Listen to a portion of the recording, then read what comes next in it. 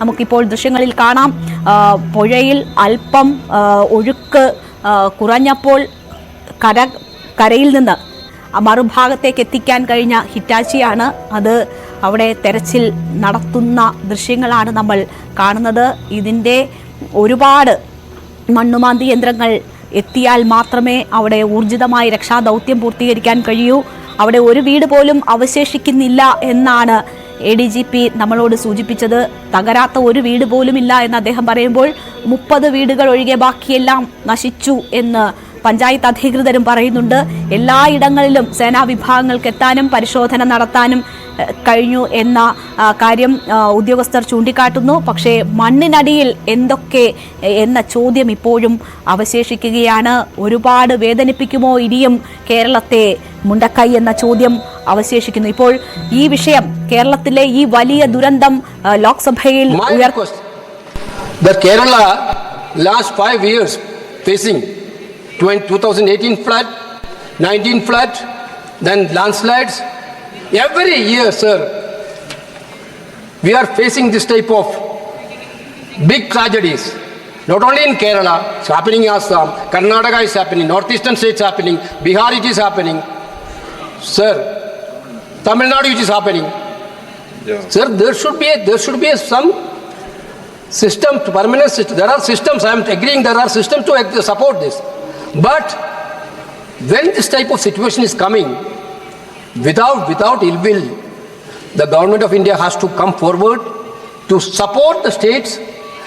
We can politicize the issue after the rescue operations is over. But whatever people can be saved, we can debate it on it, we can move forward it. But now we should show the country that sir, we are together to save our people. We are together to make our people's life more precious, sir. This is what I want to say. Jai Hind, sir. मेरा सदस्यों से आग्रह है कि वेणुगोपाल जी ने जैसे सकारात्मक बात की, हम सकारात्मक बात करें। जैसे वेणुगोपाल जी ने विषय रखा और सब मिलकर संसद इस पर गंभीर चिंता कर रही है, ऐसा एक संदेश जाना चाहिए। NK प्रेमचंदन जी कोई सप्लीमेंट्री पूछना है तो? No, thank you very much, Mr. Speaker, sir. As rightly my learned friend Sri K.C. Venugopal has narrated, the state of Kerala has never experienced such a disaster. And the latest reports would goes to show that more than 160 people have lost their lives. So more than 200 people are missing. Hundreds of people are in hospitals and they are in casualties. We want to appreciate both the central government and the state government in having good coordination in the rescue operations and the relief operations. Yes, we do admit the fact that the military, our forces, doing wonderful job in rescue and relief operations in the disaster area. But the basic point to be discussed is, as rightly as pointed out, that short-term measures, as far as we are concerned, is the rescue and relief measures has to be given much importance. And now I will.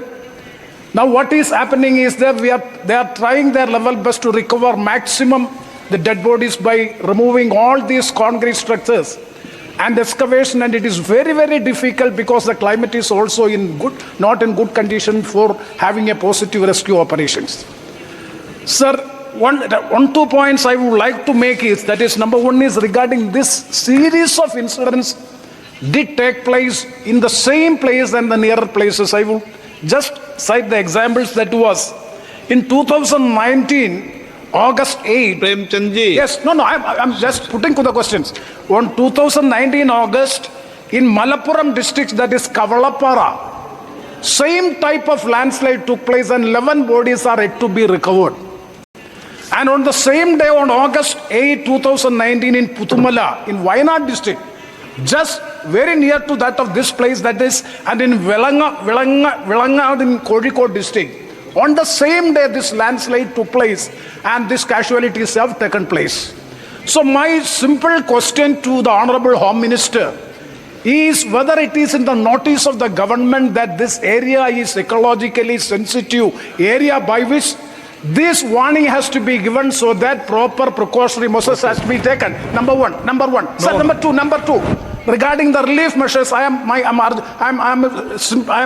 appealing to the Honorable Speaker.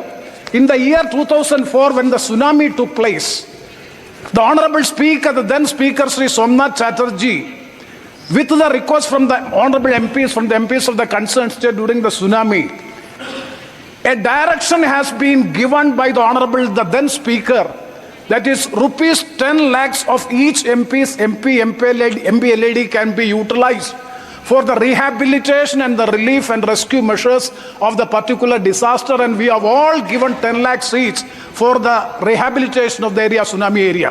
So I make an appeal to the Honorable Speaker, discuss with all political parties and have a direction. Yes, have a direction so that the rehabilitation of the area can be done with the help of the MP's local area development fund. Thereby, kindly see, sir, around 800 crores will be getting for the rehabilitation of that area. These are the 2 points which I would like to make. And another one also, the ecological, that is a long-term measure. The ecologically sensitive areas, as reported by Madhav Gadgil, subsequently by Kasturi Rangan, and by so many other expert committees, has to be discussed in detail, in depth, and some formula and scientific mechanism has to be evolved so as to not to see that such incidents do not happen in the future. With these words, I conclude. These clarifications I am seeking.